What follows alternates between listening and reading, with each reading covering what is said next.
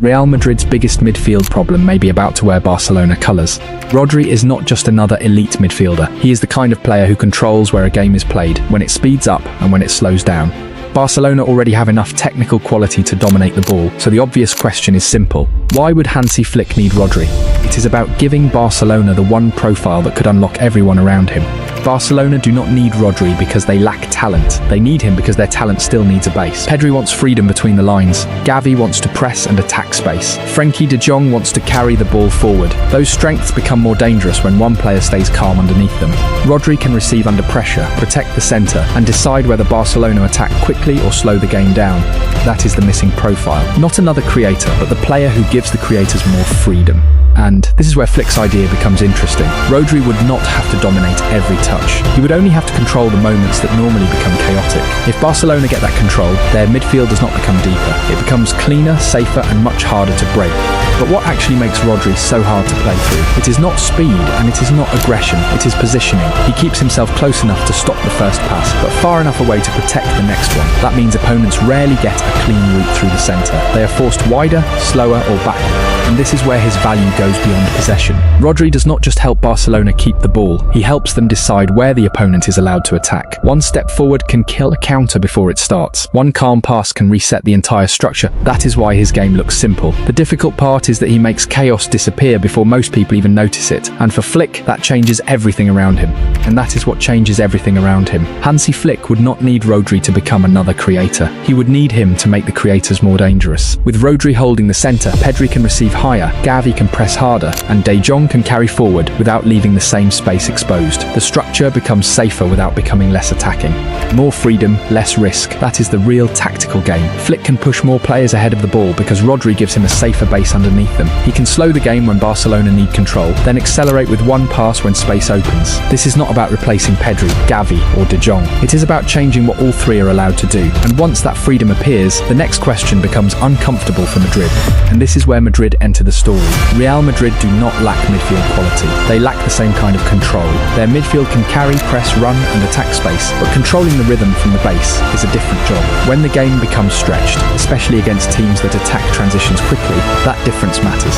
Madrid can survive chaos because their athletes are elite, but surviving chaos is not the same as owning it. Rodri gives a team the ability to slow the match before it becomes dangerous, then speed it up before the opponent is ready. That is the profile Madrid have struggled to replace. And if Barcelona add that profile first, the rivalry changes in a very specific way. Madrid would still have power. Barcelona could have the pause that controls it.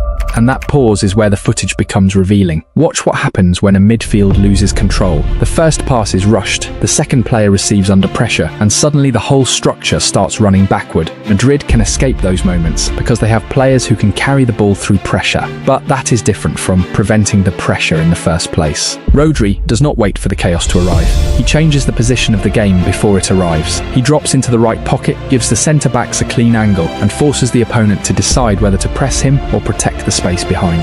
That is where one simple pass becomes dangerous. If the press jumps, Rodri can play through it. If the press stays compact, he can recycle possession and move the opponent from side to side. If one midfielder leaves his zone, Rodri can find the free player behind him. None of those actions look spectacular on their own, but together they stop a team from becoming predictable. And that matters even more for Barcelona, because Flick wants his attackers high and aggressive.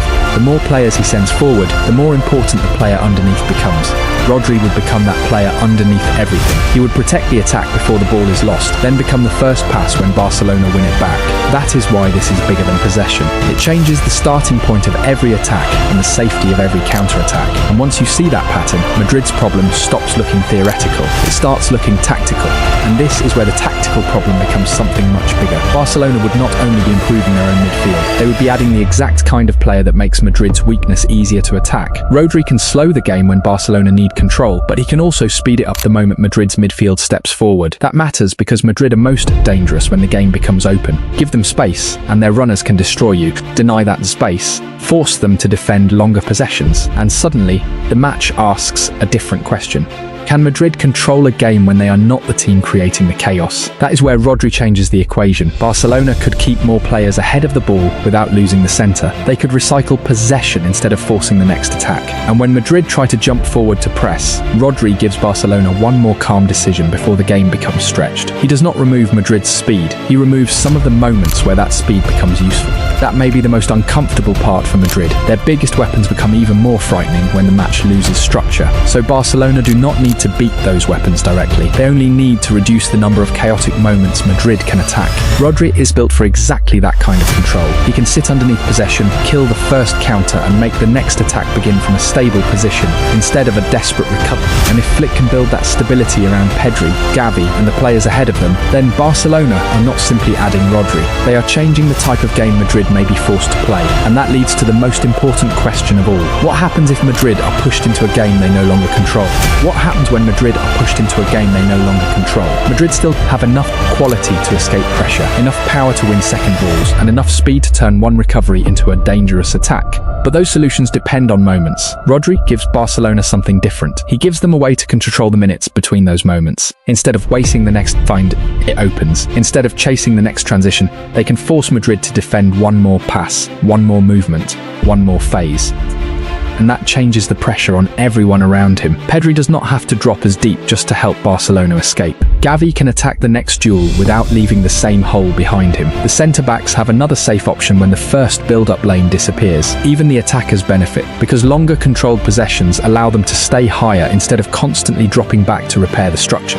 That is the part people often miss. Control is not the opposite of attacking football. Sometimes control is what makes attacking football possible. Rodri can give Flick the confidence to keep more players in aggressive positions because the structure behind them becomes harder to break. One secure touch can invite the press, one pass can remove it, one recovery can stop Madrid before their fastest players ever reach open space.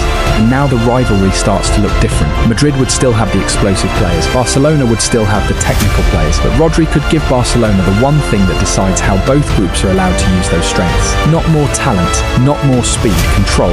And if Barcelona really gain that advantage, the final threat is much bigger than one midfield battle. And that final threat is bigger than one midfield battle. If Barcelona can use Rodri to control the spaces where Madrid want chaos, then the rivalry changes before either team reaches the final third. Madrid can still win with speed, power, and individual brilliance. But Barcelona would have a tool designed to decide how often those moments are allowed to happen. That is the danger. Not that Rodri makes every Barcelona attack better, but that he could make the whole game happen on Barcelona's terms.